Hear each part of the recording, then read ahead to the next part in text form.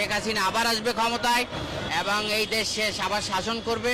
ভয়তে মানুষ বলে না, আমাদের তো কোনো ভয় নাই, কাউকে ভয় পাই না, এক আল্লাহকে ছাড়া কাউকে ভয় পাই না। বাজারে গেলে বাজার সামাল দিতে তখন মানুষের হিমশিম খায় থাকতে হয়। উনি ক্ষমতা আবার ওনার হাতে, যে দেশের জনগণ ওনার হাতে আবার দিয়ে দেবে দেশ, কারণ উনি ছাড়া নিরাপদ না, কেউই নিরাপদ না। উনি ছাড়া এই দেশ চালানোর কোনো যোগ্য ব্যক্তি বাংলাদেশে নাই।